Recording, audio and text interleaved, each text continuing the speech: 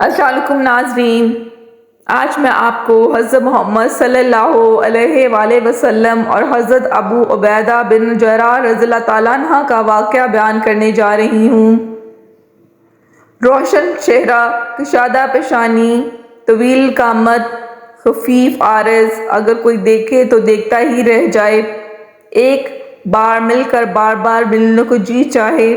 اور ہر ملاقات پر قلب کو سکون میسر آئے، جس کا وجود تواضع اور انکساری کی جیتی جاگتی تصویر اور جس کے جسم کا ایک ایک بال حیا کا آئینہ دار، لیکن اگر وہ منکسر مزاج حق بات پر اڑ جائے تو بپھرا ہوا شیر دکھائی دے اور پھر اس کی تلوار کی تیزی دشمن سے اپنا لوہا منوا کر دم لے۔ جی ہاں، ہم ذکر کر رہے ہیں حضرت محمد صلی اللہ علیہ وآلہ وسلم کی امت کے امین حضرت عامر بن عبداللہ بن جراح قریشی کا، جن کی کنیت ابو عبیدہ رضی اللہ تعالیٰ عنہ سے ہے۔ حضرت ابو عبیدہ رضی اللہ تعالیٰ عنہ ان خوش نصیبوں میں سے ہیں جنہوں نے دعوت اسلام پر لبیک کہنے میں پہل کی۔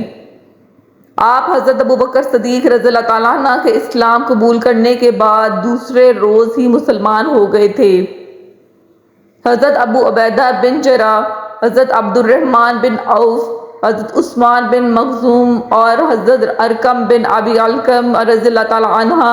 حضرت ابو بکر صدیق رضی اللہ تعالیٰ عنہ کے ہمراہ رسول اکرم صلی اللہ علیہ وآلہ وسلم کی خدمت اقدس میں حاضر ہوئے اور آپ صلی اللہ علیہ وآلہ وسلم کے روبرو کلمہ حق پڑھ کر اپنے مسلمان ہونے کا اعلان کیا۔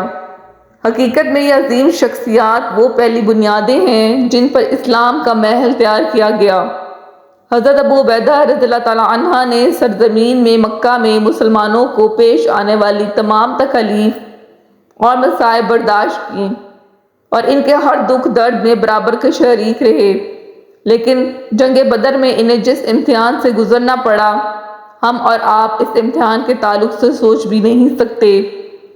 ہوا یہ کہ غزوہ بدر میں حضرت ابو عبیدہ رضی اللہ تعالیٰ عنہ نے بے خوف و خطر دشمنوں کی صفوں کو چیرتے ہوئے آگے بڑھتے جا رہے تھے۔ آپ کا کوئی وار خالی نہ جاتا، آپ کے پہ در پہ حملوں سے مشرکین پر خوف و دہشت طاری ہو گئی تھی اور آپ موت سے بے نیاز ہو کر یکے بعد دیگرے مشرکین کو صفحہ ہستی سے مٹاتے چلے جا رہے تھے۔ آپ کی تلوار کی زد میں جو بھی آتا موت اس کا نصیبہ بن جاتی، لیکن مشرکین کی اس بھیڑ میں ایک شخص ایسا بھی تھا کہ اگر وہ ابو عبیدہ رضی اللہ تعالیٰ عنہ کے سامنے آ جاتا تو آپ نہ صرف یہ کہ راستے سے ہٹ جاتے بلکہ پوری کوشش کرتے کہ اس شخص سے آمنا سامنا نہ ہو،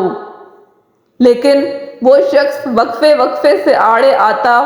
اور اللہ کے دشمنوں اور آپ کے درمیان حائل ہو جاتا۔ جب حضرت ابو عبیدہ رضی اللہ تعالیٰ عنہ کو اور کوئی راستہ دکھائی نہ دیا تو آپ نے اس کے سر پر تلوار کی ایسی کاری ضرب لگائی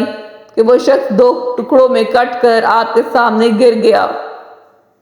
آپ اندازہ کر سکتے ہیں کہ یہ کیا قتل ہونے والا شخص کون تھا۔ کیا میں نے آپ سے پہلے نہیں کہا تھا کہ ابو عبیدہ رضی اللہ تعالیٰ عنہ ایک ایسے امتحان سے گزرے ہیں جس کے تعلق سے ہم سوچ بھی نہیں سکتے۔ جب آپ کو یہ معلوم ہو کہ وہ شخص جو کٹ کر گرا تھا کوئی اور نہیں ابو عبیدہ رضی اللہ تعالیٰ کے والد عبداللہ بن جراح تھے۔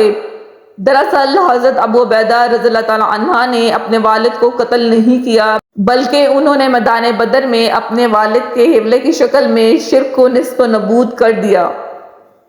آپ کا یہ اقدام اللہ تبارک تعالیٰ کو اتنا پسند آیا کہ آپ کی شان میں آیت نازل کر دی۔ ارشاد باری تعالیٰ ہے جس کا ترجمہ کچھ یوں ہے، تم کبھی یہ نہ پاؤ گے کہ جو لوگ اللہ اور آخرت پہ ایمان رکھنے والے ہیں وہ ان لوگوں سے محبت کرتے ہوں جنہوں نے اللہ اور اس کے رسول کی مخالفت کی ہے، خواہ وہ ان کے باپ ہوں یا ان کے بیٹے یا ان کے بھائی یا ان کے اہل خاندان۔ یہ وہ لوگ ہیں جن کے دلوں میں اللہ نے ایمان ثبت کر دیا ہے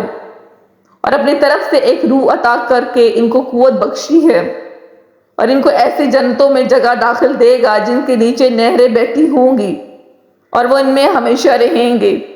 اللہ ان سے راضی ہو اور وہ اللہ سے راضی ہوئے۔ یہی لوگ اللہ کا گروہ ہیں، خبردار ہو اللہ کا گروہ فلاح پانے والا ہے۔ اسے سورۃ مجادلہ میں بیان کیا گیا ہے۔ حضرت ابو عبیدہ رضی اللہ تعالیٰ کی قوت ایمانی، جذبہ دینی اور امت محمد صلی اللہ علیہ وآلہ وسلم میں ان کی امانت داری حد درجہ مقبول تھی۔ اسی لیے محمد بن جعفر رضی اللہ تعالیٰ فرماتے ہیں کہ عیسائیوں کا ایک وفد رسول اکرم صلی اللہ علیہ وآلہ وسلم کی خدمت میں حاضر ہوا اور درخواست کی کہ آپ اپنے صحابہ میں سے جسے پسند فرمائیں ہمارے ساتھ بھیج دیں تاکہ مال کے معاملے میں ہمارے درمیان جو اختلاف ہو گیا ہے وہ اس کا فیصلہ کر دے، اس لیے کہ مسلمان ہمارے درمیان بصدقی کی نگاہ سے دیکھے جاتے ہیں۔ رسول اللہ صلی اللہ علیہ وسلم نے فرمایا، تم شام کو میرے پاس آنا، میں تمہارے ساتھ ایک قوی اور حد درجہ امانت دار شخص کو کر دوں گا۔ حضرت عمر فاروق رضی اللہ تعالیٰ فرماتے ہیں، میں اس دن بڑے سویرے ظہر کی نماز کے لیے چلا گیا۔ اس دن میری یہ دلی خواہش تھی کہ رسول اللہ صلی اللہ علیہ وسلم نے قوی اور امین کی جو صرف بیان فرمائی ہے، اے کاش کہ اس کو موصوف میں نکلوں۔ جب رسول اللہ صلی اللہ علیہ وسلم نماز ظہر پڑھ چکے تو آپ صلی اللہ علیہ وسلم نے دائیں بائیں دیکھنا شروع کیا۔ جو صفت بیان فرمائی ہے میں بھی اپنی جگہ اچک اچک کر دیکھ رہا تھا تاکہ صلی اللہ علیہ وآلہ وسلم کی نظر مجھ پر پڑ جائے، لیکن میری طرف سے بے نیاز آپ صلی اللہ علیہ وآلہ وسلم ادھر ادھر دیکھتے ہی رہے، اور جب ابو عبیدہ رضی اللہ تعالیٰ عنہ دکھائی دے تو آپ صلی اللہ علیہ وسلم نے بروایا اور فرمایا، اے ابو عبیدہ ان عیسائیوں کے ساتھ جائیں اور ان کے باہمی اختلافات کو عدل و انصاف کے ساتھ نپٹائیں۔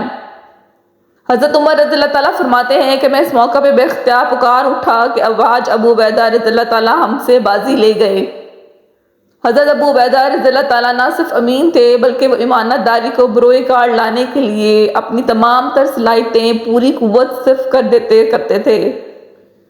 لہٰذا ایک موقع پر جب رسول اللہ صلی اللہ علیہ وسلم نے صحابہ کرام کے قافلے کو ابو عبیدہ رضی اللہ عنہ کی سربراہی میں روانہ کیا تو کھجور کی ٹوکری اس قافلے کا کل زادرہ تھی اور اس کے علاوہ ان کے پاس کھانے کے لیے اور کچھ نہ تھا۔ لہٰذا ابو عبیدہ رضی اللہ تعالیٰ عنہ اپنے ہر ایک ساتھی کو روزانہ ایک کھجور دیتے اور وہ اسے چوس کر پانی پی لیتا، گویا پورے دن کی صرف غذا ایک عدد کھجور ہوا کرتی۔ جنگ احد میں جب مسلمانوں کو شکست کا سامنا کرنا پڑا اور مشرکین میں سے ایک بدبخت صدا دے رہا تھا، مجھے بتلاؤ محمد صلی اللہ علیہ وسلم کہاں ہیں، تو اس سخت ترین موقع پر حضرت ابو عبیدہ رضی اللہ تعالیٰ عنہ ان 10 صحابہ کرام رضی اللہ تعالیٰ عنہ میں سے ایک تھے جنہوں نے رسول اللہ صلی اللہ علیہ وآلہ وسلم کو گھیرے میں لے لیا تھا۔ مشرکین کی طرف سے آپ صلی اللہ علیہ وآلہ وسلم کی جانب پھینکے ہوئے والے ہر تیر کو اپنے سینے پر روکتے تھے۔ جب جنگ کا خاتمہ ہوا تو صورتحال یہ تھی کہ آپ صلی اللہ علیہ وسلم کے دانت مبارک شہید ہو چکے تھے، پیشانی مبارک زخمی ہو چکی تھی اور آپ صلی اللہ علیہ وسلم کے رخسار مبارک میں خود کی 2 کڑیاں پیوست ہو چکی تھیں۔ آپ صلی اللہ علیہ وسلم کی یہ حالت دیکھ کر حضرت ابوبکر صدیق رضی اللہ عنہ تیزی سے آگے بڑھے تاکہ ان دونوں کڑیوں کو نکال سکیں۔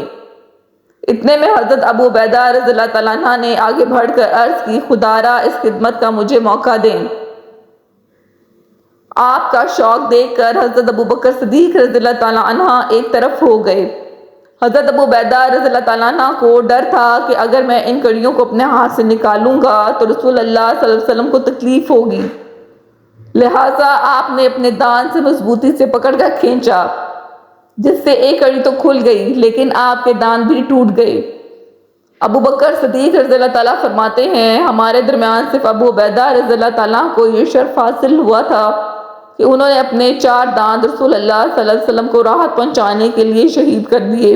حضرت ابو عبیدہ رضی اللہ تعالیٰ عنہ تمام غزوات میں رسول اکرم صلی اللہ علیہ وآلہ وسلم کے ساتھ شریک رہے، اور جب آپ صلی اللہ علیہ وآلہ وسلم کی وفات ہو گئی اور صحابہ کرام سقیفہ بنی ساعدہ میں جمع ہوئے تو حضرت عمر فاروق رضی اللہ تعالیٰ عنہ نے حضرت ابو عبیدہ رضی اللہ تعالیٰ عنہ سے فرمایا، آپ اپنا ہاتھ بڑھائیے، میں آپ کے ہاتھ پر بیعت کرنا چاہتا ہوں، اس لیے کہ میں نے رسول اللہ صلی اللہ علیہ وآلہ وسلم کو یہ فرماتے سنا ہے، ہر امت کا ایک امین ہوتا ہے اور آپ اس امت کے امین ہیں۔ حضرت ابو عبیدہ رضی اللہ تعالیٰ نے جواباً فرمایا، میں اس عظیم ہستی کے مقابلے میں اپنے آپ کو مقدم نہیں کر سکتا جسے رسول اللہ صلی اللہ علیہ وسلم نے اپنی زندگی میں ہمارا امام مکمل کر دیا ہو۔ یہ کہہ کر آپ نے ابو بکر صدیق رضی اللہ تعالیٰ عنہ کے ہاتھ پر بیعت کی اور آپ کے دور خلافت میں ہمیشہ حق بات کے لیے آپ کو نصیحت کرتے رہے اور بھلائی کے کام میں ہمیشہ آپ کے مددگار رہے۔ حضرت ابو بکر رضی اللہ تعالیٰ عنہ کے خلافت کے بعد حضرت عمر رضی اللہ تعالیٰ عنہ خلیفہ بنے۔ حضرت ابو عبیدہ رضی اللہ تعالیٰ عنہ نے ان کی بھی اطاعت کی اور کبھی ان کی حکم عدلی نہیں کی سوائے ایک موقع کے۔ کیا آپ جانتے ہیں کہ وہ کون سا حکم تھا جو خلیفۃ المسلمین حضرت عمر فاروق رضی اللہ تعالیٰ عنہ نے ابو عبیدہ رضی اللہ تعالیٰ کو دیا اور انہوں نے امیر المومنین کے اس حکم کو ماننے سے انکار کر دیا؟ یہ ان دنوں کی بات ہے جب حضرت ابو عبیدہ رضی اللہ تعالیٰ عنہ شام کے شہروں میں مسلم افواج کی قیادت کر رہے تھے اور ہر جنگ میں انہیں کامیابی نصیب ہو رہی تھی، یہاں تک کہ اللہ تعالیٰ نے ان کے ہاتھوں شام کے تمام شہروں میں فتح دلائی اور آپ کی قیادت میں مسلم فوج مشرق میں دریائے فرات اور شمال میں ایشیا تک اپنی کامیابی کے جھنڈے گاڑ چکی تھی۔ فتوحات کے سلسلے جاری تھے کہ ملک شام میں طاعون کا روگ پھیل گیا اور دیکھتے ہی دیکھتے وہ اس قدر شدید ہو گیا کہ اس سے پہلے کہ اس کی کوئی مثال نہیں ملتی تھی اور لوگ یکے بعد دیگرے لقمہ اجل ہونے لگے۔ لہٰذا امیر المومنین حضرت عمر فاروق رضی اللہ تعالیٰ نے ایک قاصد کے ہاتھوں حضرت ابو عبیدہ رضی اللہ تعالیٰ کو ایک خط بھیجا جس میں لکھا تھا، مجھے تم سے ایک ضروری کام آن پڑا ہے، لہٰذا میرا یہ خط اگر تمہیں رات میں ملے تو میں تمہیں یہ تاکید کرتا ہوں کہ صبح کا انتظار نہ کرنا اور میری طرف چل پڑنا۔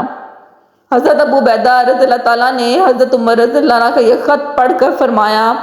میں جانتا ہوں کہ امیر المومنین کو مجھ سے کیا کام نکل آیا ہے، وہ چاہتے ہیں کہ ایک فنا ہونے والے کو بچا لیں۔ پھر آپ نے ایک خط امیر المومنین کو لکھا، یا امیر المومنین، میں جانتا ہوں کہ آپ کو مجھ سے کیا کام ہے، میں اس وقت مسلم فوج کے درمیان ہوں اور میری قطعاً یہ خواہش نہیں ہے کہ میں اپنے آپ کو اس مصیبت سے بچا لوں جس میں میری فوج گرفتار ہے، میں ان سے اس وقت تک جدا نہیں ہوں گا،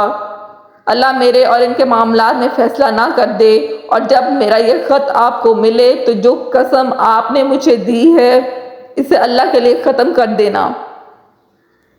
اور مجھے اجازت دینا کہ میں فوج کے ساتھ رہ سکوں۔ جب حضرت عمر رضی اللہ تعالیٰ نے یہ خط پڑھا تو آنکھوں سے آنسو بہہ نکلے اور آپ ہچکیاں لے لے کر رونے لگے۔ حاضرین میں سے کسی نے پوچھا، امیر المومنین کیا بات ہے؟ کیا عبیدہ رضی اللہ تعالیٰ ان کا انتقال فرما گئے؟ آپ نے فرمایا، نہیں، لیکن موت اب ان کے بہت قریب پہنچ چکی ہے۔ حضرت عمر رضی اللہ تعالیٰ کا یہ گمان غلط ثابت نہیں ہوا۔ کچھ ہی دنوں میں حضرت ابو عبیدہ رضی اللہ تعالیٰ کو طاعون نے آ گھیرا۔ وفات سے پہلے آپ نے مسلم فوج کو اس طرح وصیت کی، میں تمہیں ایک وصیت کر رہا ہوں کہ اگر تم نے اسے قبول کر لیا تو بھلائی ہمیشہ تمہارا نصیبہ رہے گی۔ نماز قائم کرو، رمضان کے روزے رکھو، صدقات دیا کرو، حج اور عمرے کرو، اچھی باتوں میں ایک دوسرے کو نصیحت کرو، اپنے سرداروں کو نصیحت کرو تاکہ وہ گمراہی کا شکار نہ ہوں اور کہیں ایسا نہ ہو کہ یہ دنیا تمہیں ہلاکت میں مبتلا کر دے۔ اگر کسی شخص کو 1000 سال کی عمر بھی مل جائے تو اس کا بھی انجام وہی ہوگا جو آج تم میرا دیکھ رہے ہو۔ پھر آپ حضرت معاذ بن جبل رضی اللہ تعالیٰ عنہ کی طرف متوجہ ہوئے اور فرمایا، معاذ لوگوں کو نماز پڑھاؤ، ان کی امامت قبول کرو۔ اتنا کہہ کر حد درجہ سکون کے ساتھ اس دنیا کو چھوڑ کر اپنے مالک حقیقی کی طرف کوچ کر گئے۔ اللہ تعالیٰ کی ان بے شمار رحمتیں نازل ہوں، اللہ تعالیٰ کی ان پر بے شمار رحمتیں نازل ہوں، آمین یا رب العالمین۔